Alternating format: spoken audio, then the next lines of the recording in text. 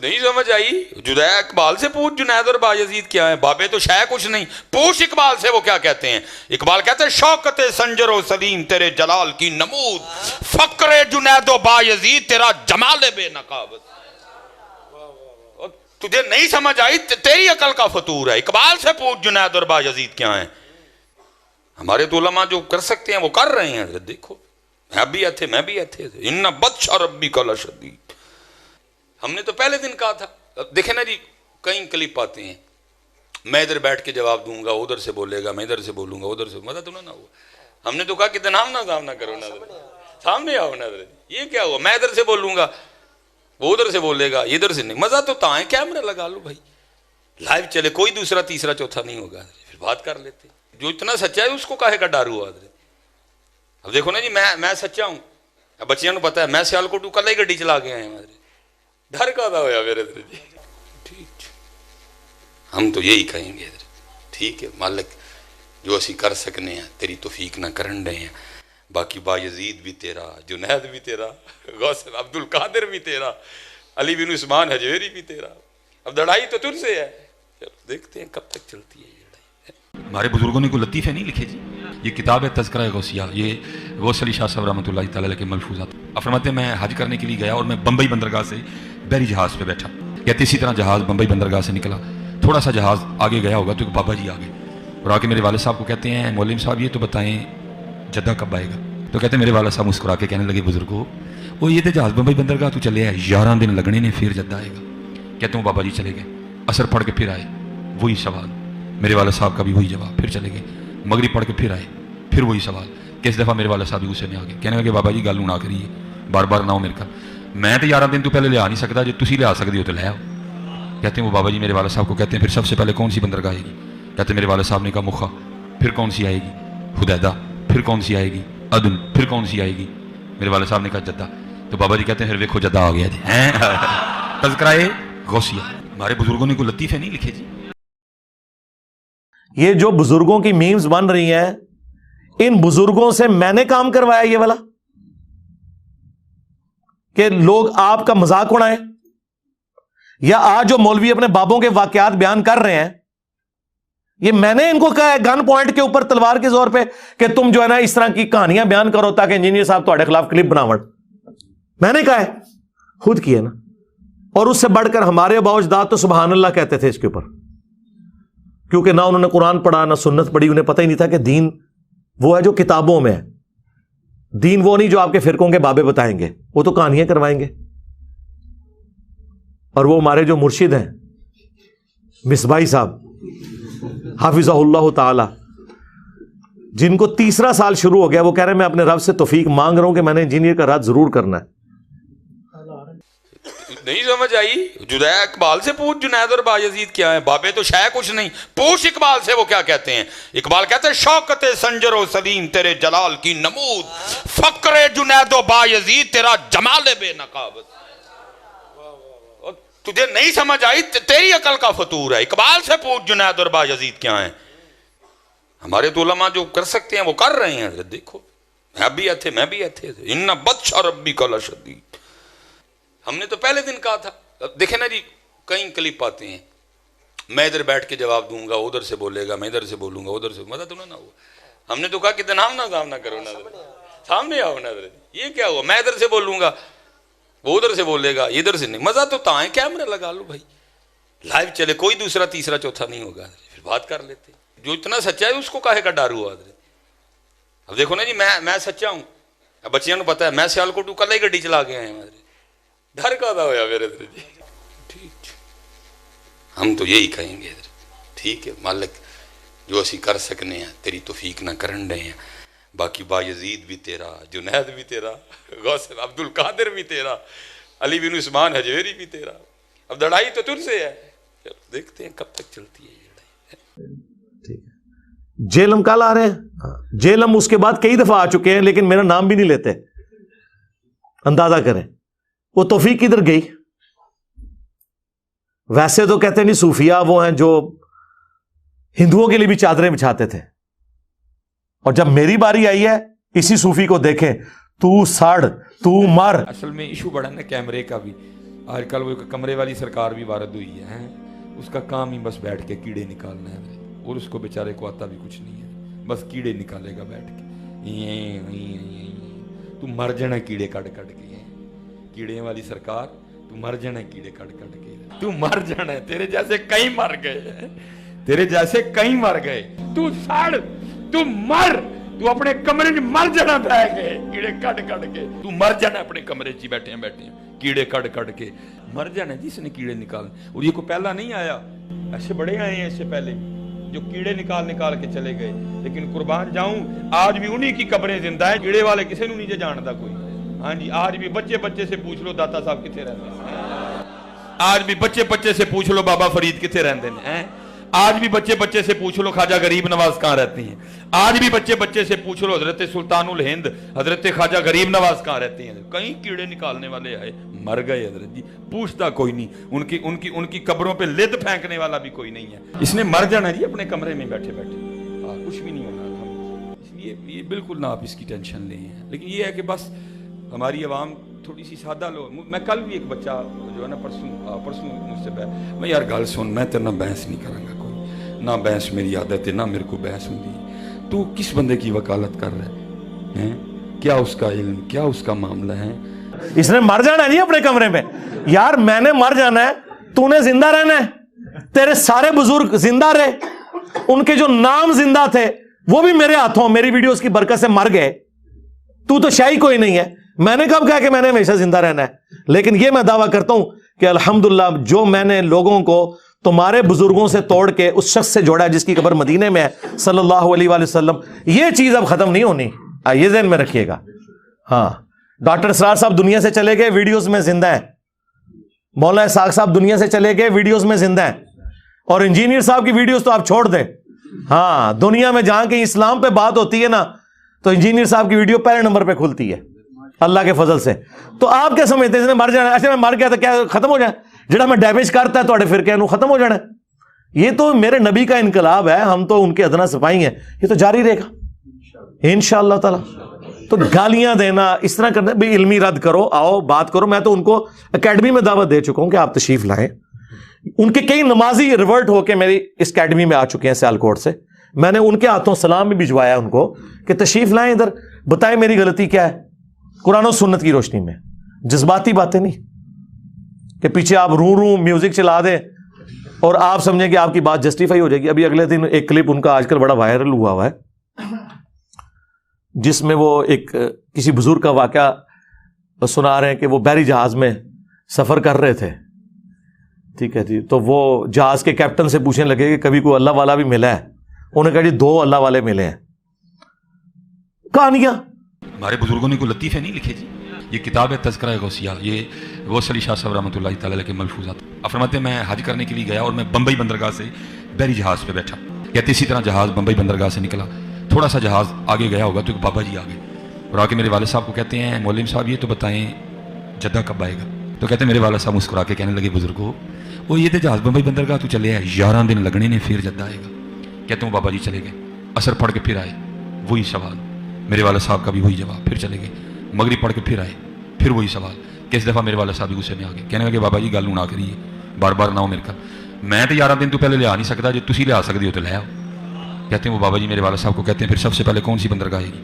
کہتے ہیں میرے والد صاحب نے کہا مکھا، پھر کون سی آئے گی؟ حدیدہ، پھر کون سی آئے گی؟ عدن، پھر کون سی آئے گی؟ میرے والد صاحب نے کہا جدہ۔ تو بابا جی کہتے ہیں پھر دیکھو جدہ آ گیا جی۔ تذکرہ غوثیہ، ہمارے بزرگوں نے کوئی لطیفے نہیں لکھے جی۔ بہرحال مختصر یہ کہ انہوں نے کہا جی وہ ایک اللہ والا تھا، وہ بار بار آ کے میرے ابا جی جو اس وقت کپتان تھے ان سے پوچھتا تھا کہ بھی ہاں جی کتنی دور رہ گیا جی جدہ، کیونکہ جدے کے ساحل کے اوپر جا کے وہ بحری جہاز نے رکنا تھا۔ تو وہ پھر بڑے تنگ ہوئے، تو الٹیمیٹلی جو انہوں نے اس کے ساتھ ڈسکشن کی تو اس نے کہا اے پھر جدہ آ گئی، تو جدہ پہنچ بھی گئے، حالانکہ وہ ابھی جدہ بڑی دور تھا۔ تو انہوں نے جب پوچھا لوگوں سے، واقعی جدے پہنچ چکے تھے۔ سرکار اس طریقے سے کوئی ٹریول کر سکتا ہے؟ اللہ سے ڈر جائیں۔ اور میرا معصومانہ سوال ہے، آپ کے سارے بزرگ بحری جہازوں میں جاتے تھے جب حج اور عمرے کے لیے، تو آپ تو کہتے ہیں بزرگوں کا مقام بہت بلند ہے، اگر ویل مچھلی تیر سکتی ہے، شارک مچھلی تیر سکتی ہے، تو آپ کے بابے سمندری راستے تیر کے کیوں نہیں وہاں پہنچتے تھے؟ ہاں آئے ہو نا داڑھ تھلے ہوں.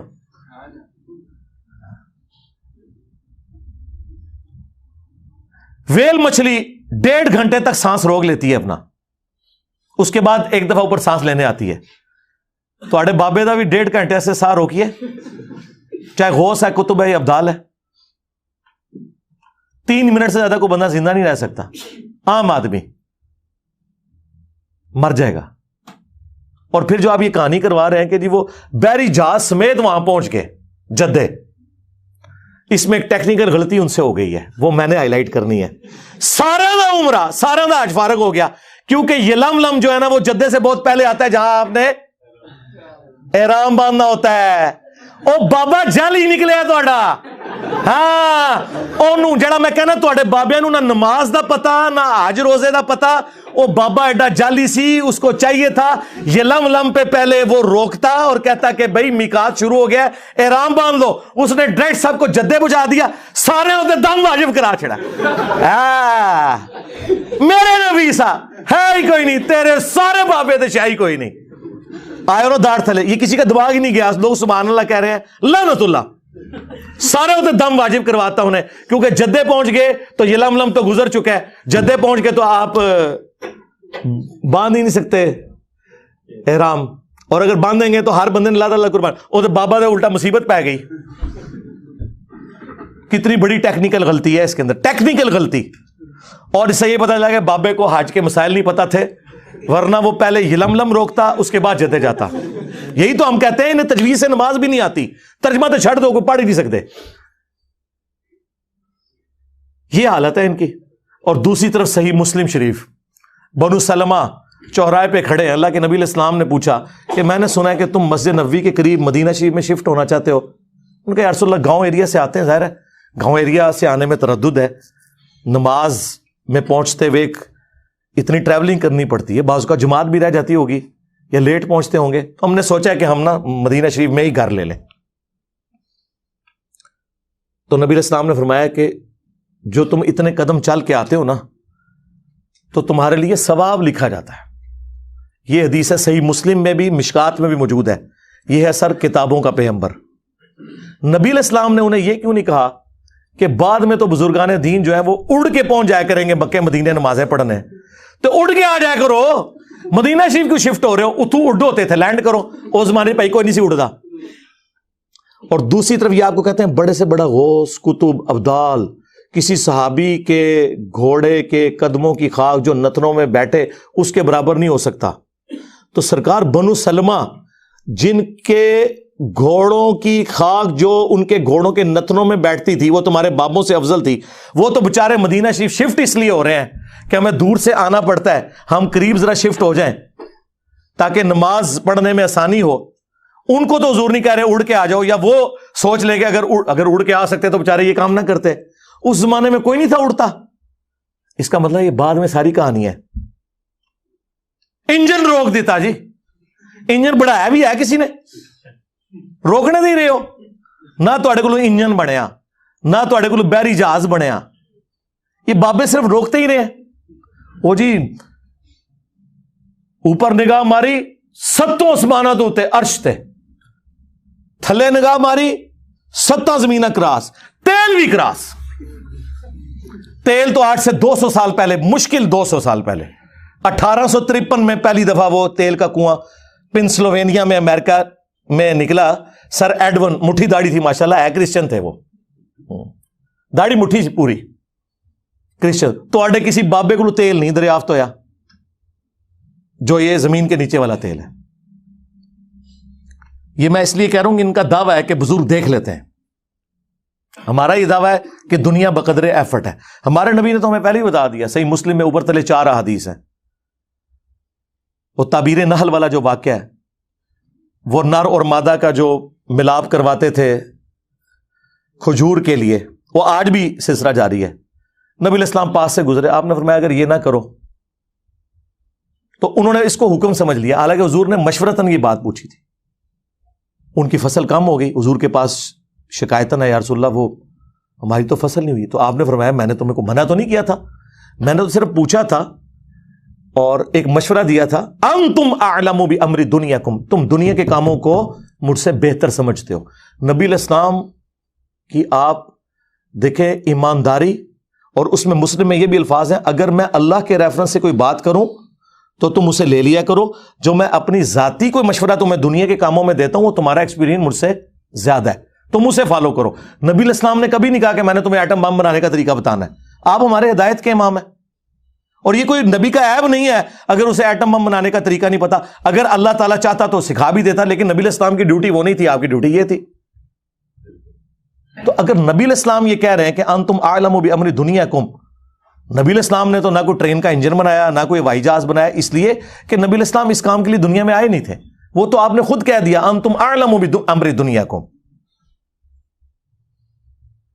اس حدیث کو یہ گستاخی سمجھتے ہیں, لیکن یہ حدیث مسلم شریف کی اوپر تلے 4 احادیث یہ عقیدہ کلیئر کر دیتی ہیں.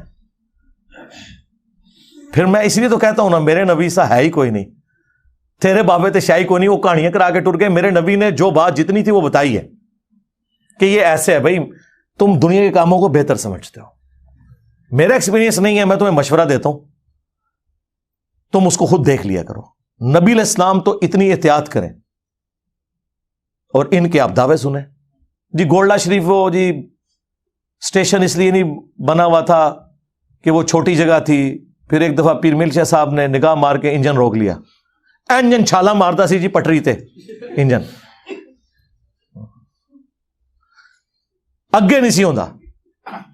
پھر انہوں نے جناب وہاں پہ اسٹیشن بنا دیا. سرکار اسٹیشن نے گولڈا شریف کی وجہ یہ نہیں ہے اسٹیشن بنانے کی, وہ جنکشن ہے, وہاں سے ایک لائن جو ہے وہ ترنول کے راستے اور جنڈ سے ہوتی ہوئی ملتان جاتی ہے, آج بھی ملتان ایکسپریس چلتی ہے اس کے اوپر.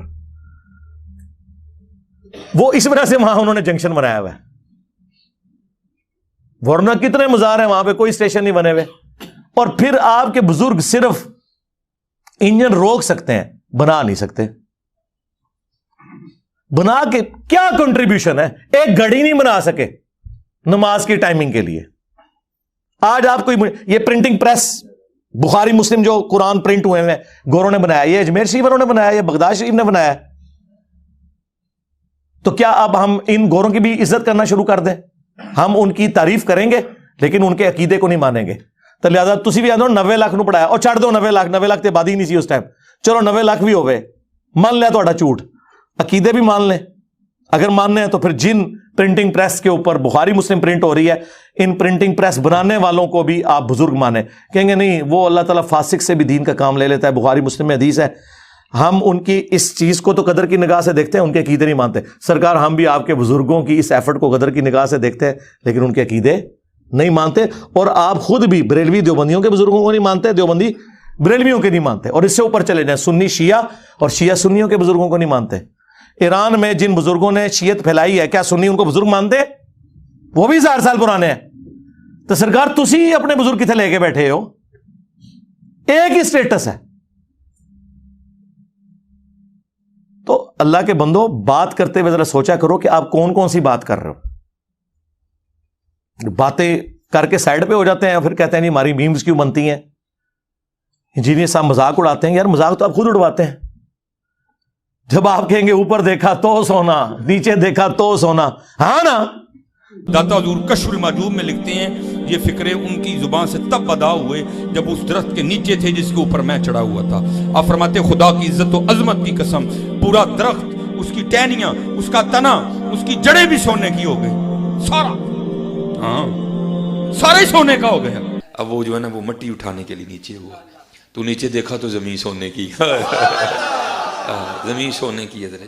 یہ کیا ہوا, دائیں دیکھا تو سونا, بائیں دیکھا تو سونا, آگے دیکھا تو سونا, پیچھے دیکھا تو سونا.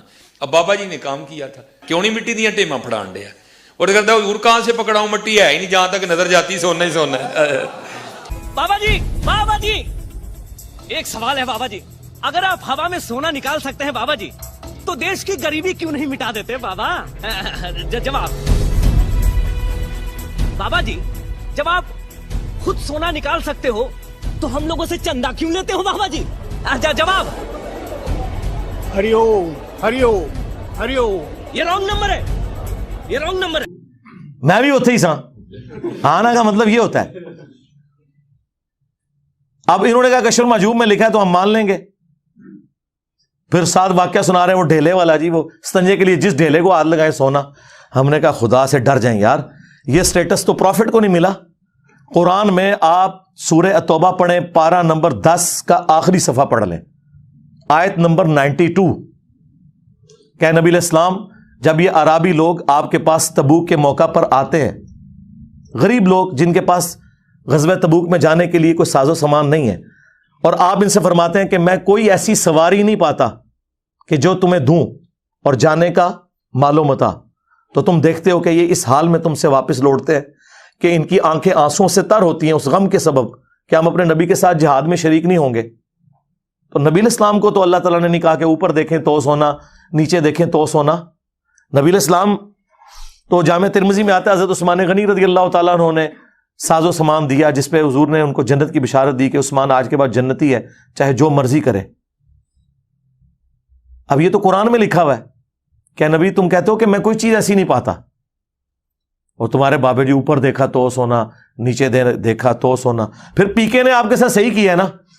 ہاں جی بابا جی، بابا جی. ہاں جی، اگر آپ ہوا میں سونا نکال سکتے ہو تو دیش کی غریبی کیوں نہیں مٹا دیتے؟ آج تو ہم کہہ سکتے ہیں جناب کہ دیش کی غریبی تو اب مٹانے کا وقت ہے. 5 ارب ڈالر رہ گئے ہیں ہمارے پاس، ٹھیک ہے.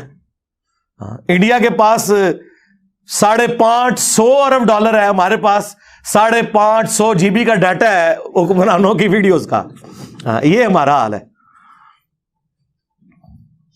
ارب ڈالر تو نہیں ہے ساڑھے کو GB کا ڈیٹا موجود ہے. تو اب ضرورت پڑی ہے نا، بزرگ آئے نا میدان عمل میں، یہ قرضہ اتارے نا، بجلی پوری کریں نا.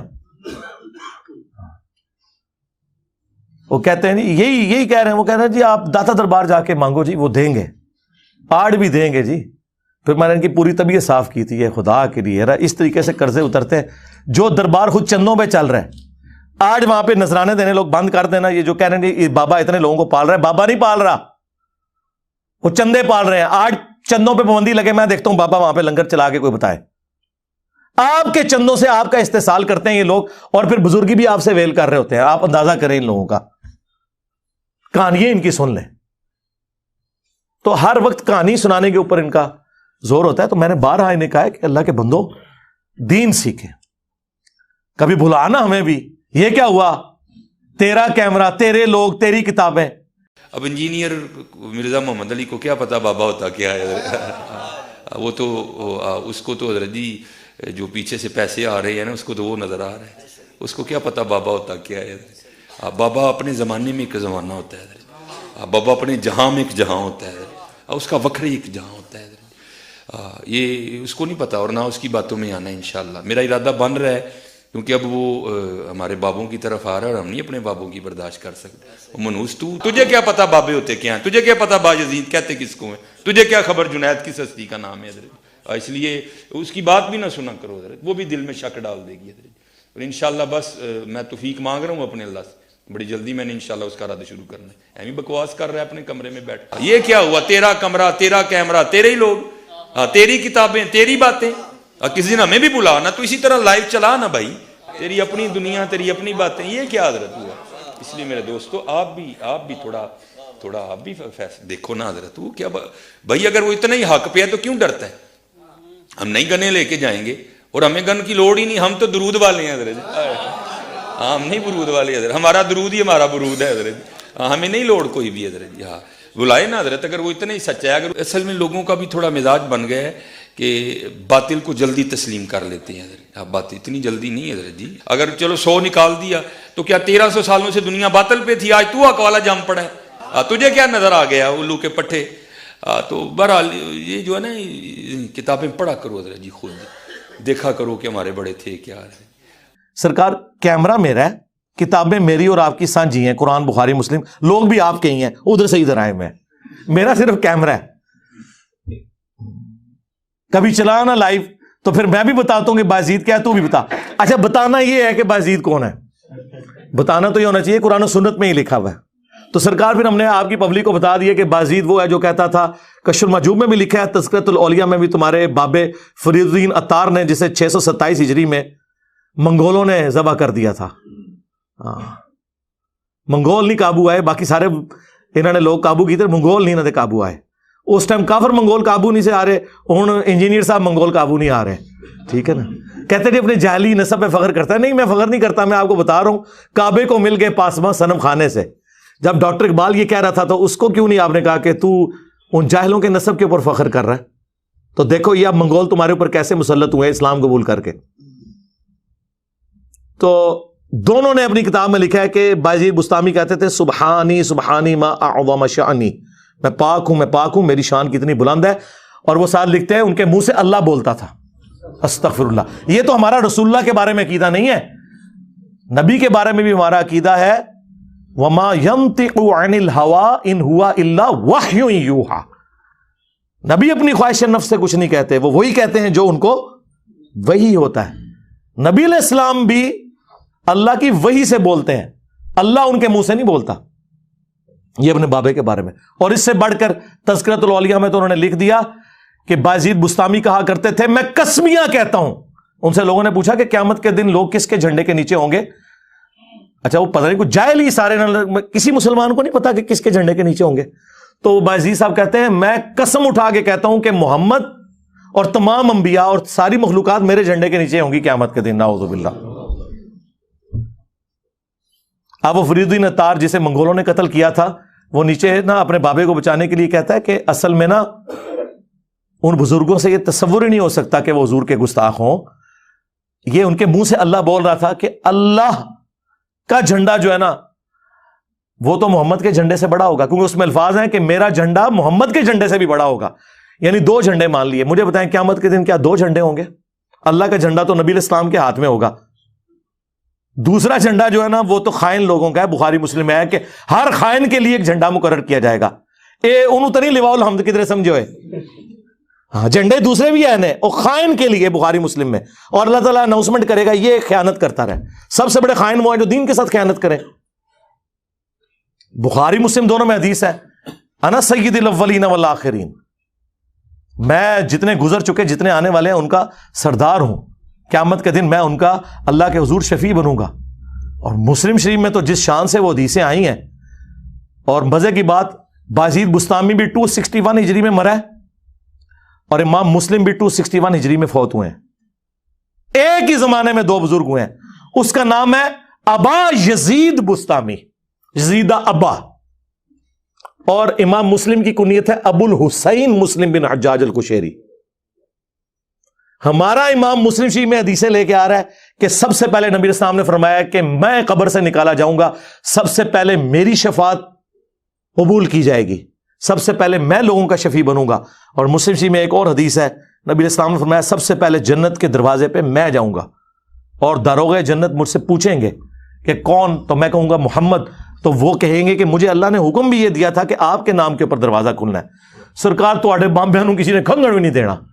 ٹھیک ہے. اللہ تعالیٰ آپ لوگوں کا حشر انہی کے ساتھ کرے اور ہمارا حشر اپنے محبوب صلی اللہ علیہ وآلہ وسلم، ان کے جانثار اہل البیت صحابہ کرام اور خلفائے راشدین کے ساتھ کرے رضی اللہ عنہم اجمعین وعلیہم السلام اجمعین. آمین. صلوا علی محمد وآل محمد. اللہم صلی علی محمد وعلی آل محمد واصحاب محمد وازواج محمد اجمعین الی یوم الدین. آمین.